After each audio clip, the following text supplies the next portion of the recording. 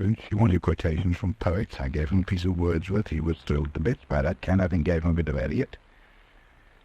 He thought these were marvellous, he was learning them by heart. But he was overcome by the magnificence of the whole experience. I think we came into his life, which was lonely and retired, as a kind of almost salvation from his misery. I know it's not where thou came, or whither will ye go, nor do I have accounting. I do not know whence you came, nor whither you will go, nor do I have an answer for why you're in my house. But you are a goodly visitor, and you may stay as long as you like. Research revealed that there had indeed been a gentleman, Oxford-educated, by the name of Thomas Harden, living in the area in the 16th century. Ken's girlfriend, Debbie, reckoned she actually saw him.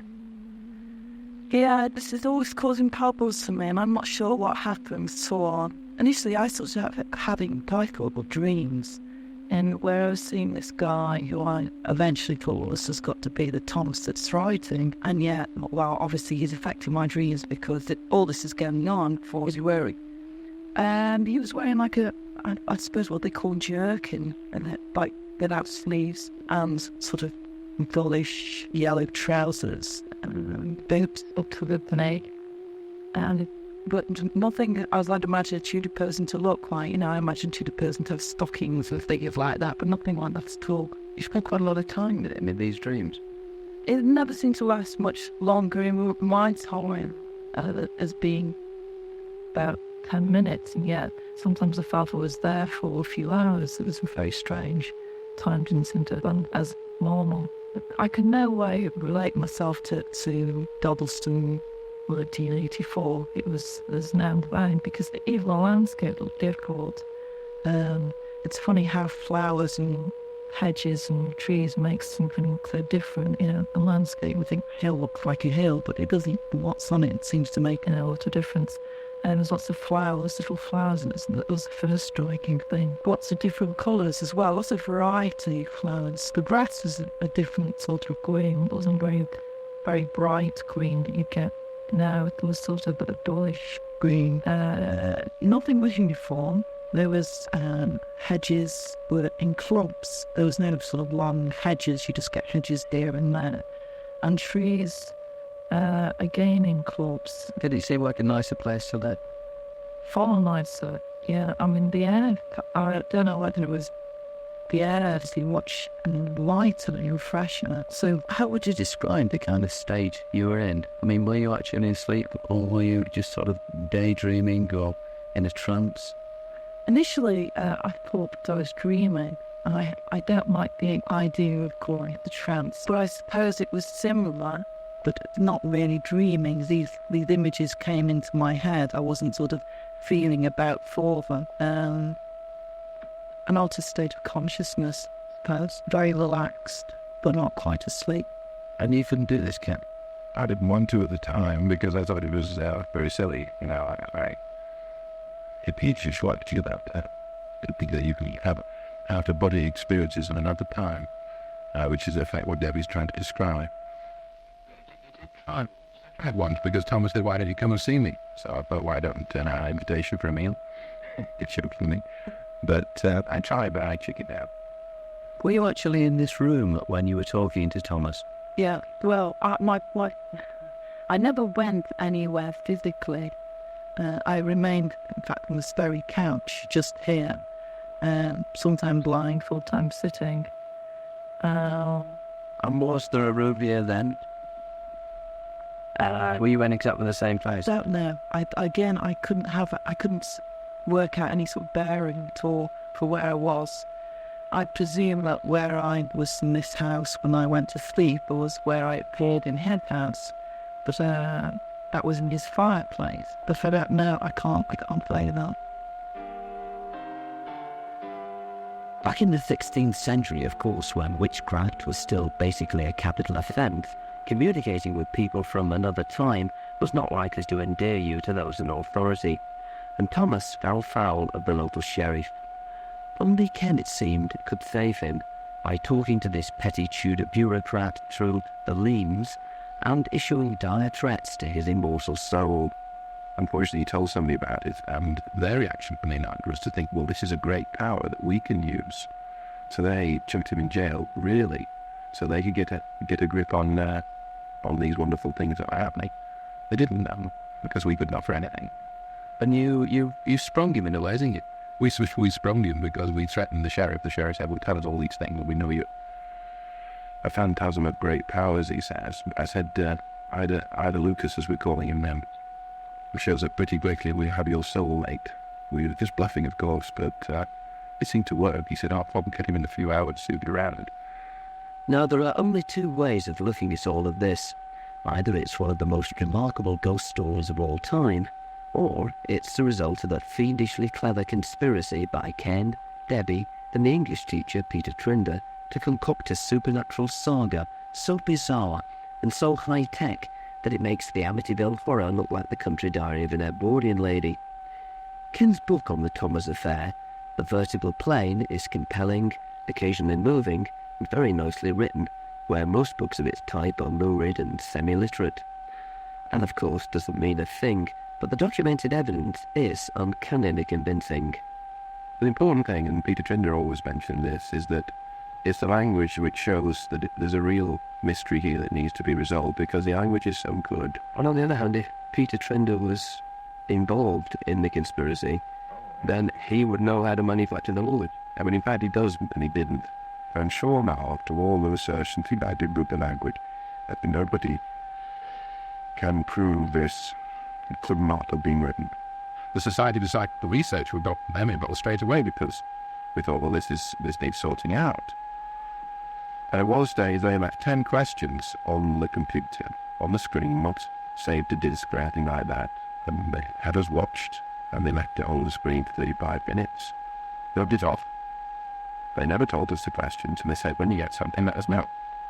And those 10 questions were referred to in the order that they were written, which to this day we don't have the questions for that. Including one question that was asked twice. So we thought, well, we can't reserve it, because all this stuff, all these questions were put on, we didn't know what they were, and they were answered, or referred to in the exact order. So I thought, well, how can it be us? And how did it all come to an end? Well, Thomas decided that he had to go. He thought, well, I've got to go back to Oxford because I want to write. He wants to write himself about the things that has happened to him, because he was a person. So he said, I'm going to do that, and went, and 51 chapters started, because he was still in trouble in the village. And although the sheriff had cleared off for a while, he was scared that he might come back. And the final proof, of course, is the discovery, if it ever is discovered, of Thomas's book about you. Sorry to say, there'll never be any positive proof, but that's about the best thing that could ever happen. I'd be quite happy if and when. How does your life proceed after something like this has happened to you?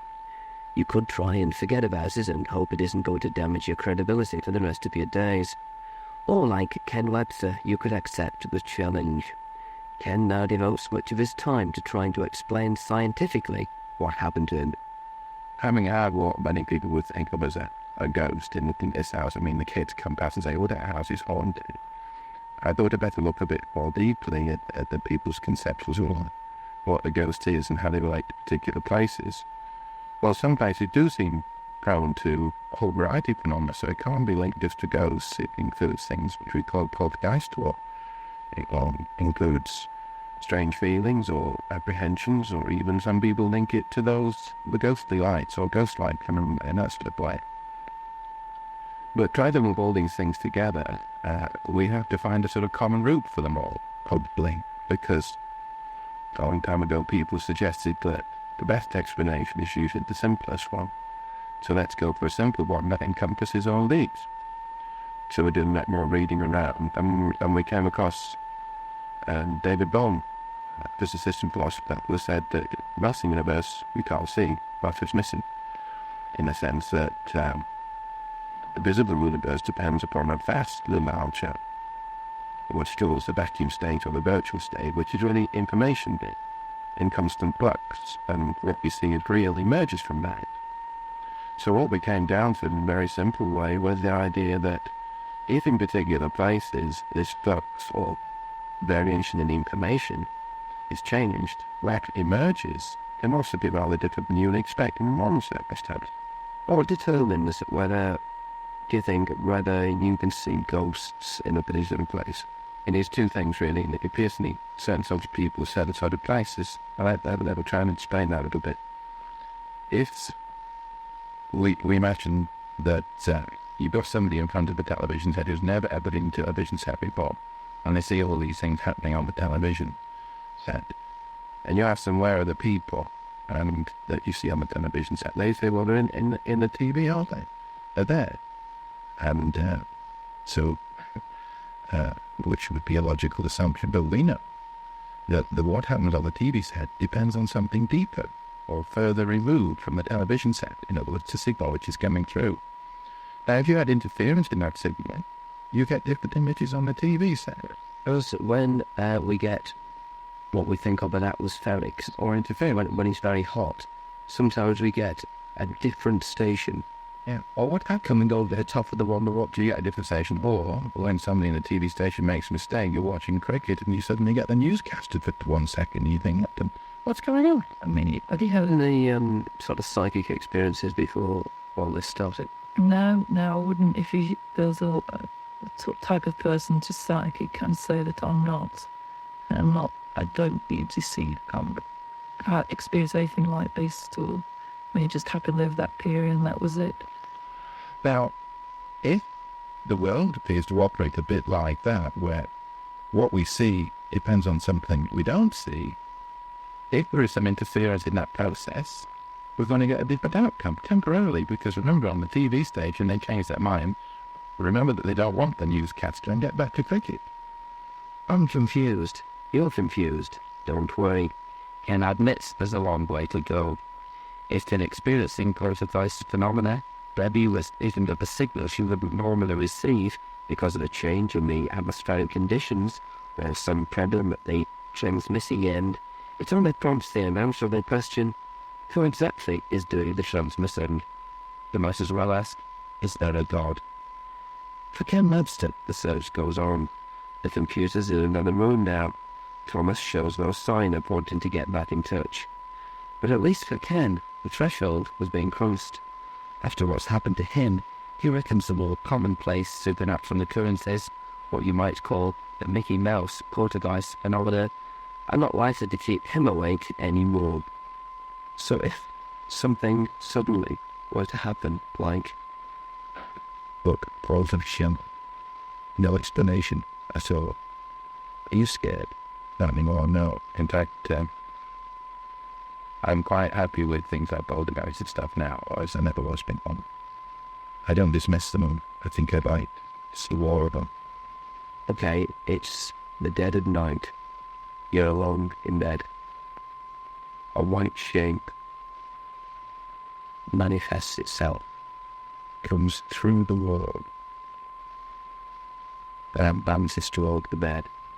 Are you scared now? I leave the room very quickly, but I think, I wonder what particular, how particular signal will we get in there.